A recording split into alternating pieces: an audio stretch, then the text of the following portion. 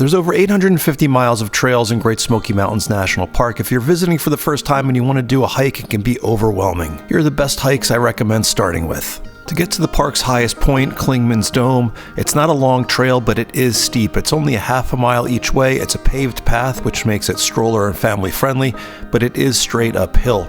At the top, you get to this great viewing platform where on a clear day, you can see over 70 miles all the way to Mount Mitchell, which is the highest point east of the Mississippi.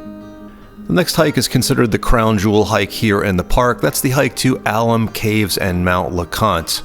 If you just want to go to Alum Cave, it's only 4.5 miles round trip. You're going to start by going upstream. You'll go through Arch Rock, which is pretty cool. From there, you're going to cross some pretty little bridges, go past Inspiration Point, and then reach Alum Cave, which is actually an 80-foot concave bluff.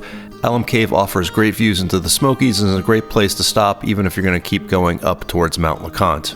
To continue up to Mount LeConte, keep going past Alum Caves. You're going to have some climbing to do. There's some nice views along the way. Eventually, you'll get to the summit area where you can do a couple things. First, I recommend visiting Cliff Tops, which is a nice viewpoint. Then you can actually go to the summit of Mount LeConte, which is a little anticlimactic, but if you keep going a little bit farther, you'll get to Myrtle Point, which is a great viewpoint.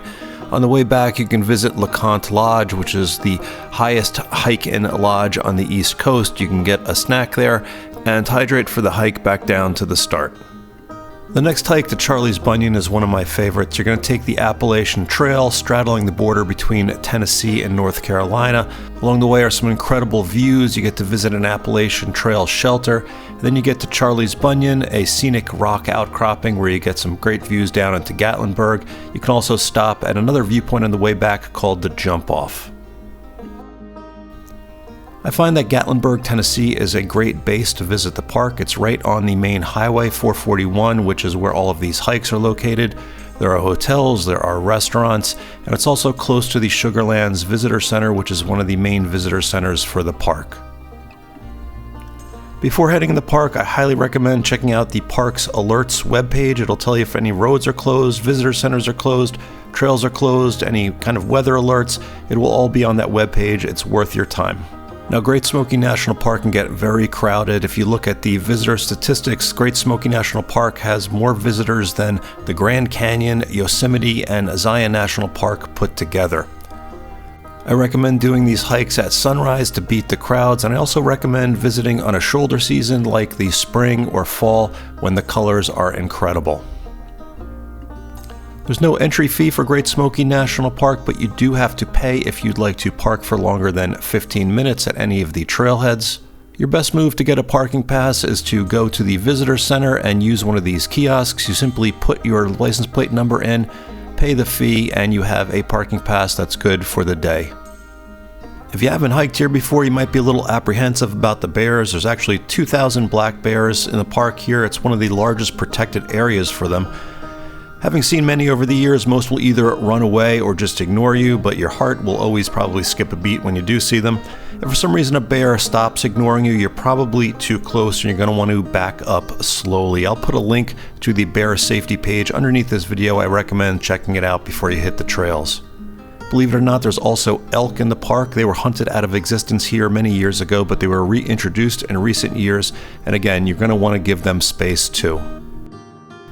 Whatever you do, you're not going to want to feed the bears or any other animals. Don't feed them out in the trail. Don't leave food out in your car. Often when bears become used to human food, they have to be put down because they get aggressive. So be respectful of the bears, protect them, and keep your food safe. If you don't already have hiking gear, I recommend wearing fitness clothes with trail runners. That's a great combination. Bring some extra layers. The weather can be extreme here because you're higher in elevation, almost a mile up for a lot of these hikes that I showed you. In the winter, there can be snow and ice. In the summer, it can be very hot with thunderstorms.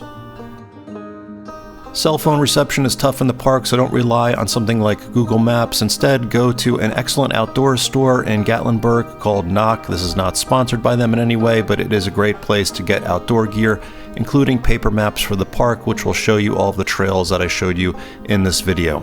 When you're planning your hike, most people go about 1.5 miles an hour or so on the trails here in the park, so use that to plan, and always bring a flashlight with you in case you get caught out after dark. And if you want to see what hiking gear I'm using now, I have an unsponsored list on my website. Just search for Hiking Guy Best Hiking Gear.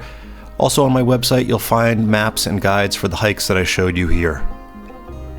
Lastly, a big thank you to Overwatch and Rescue, who covered the travel costs for this trip. If you're not familiar with it, it's like AAA for the outdoors. Check them out at overwatchxrescue.com.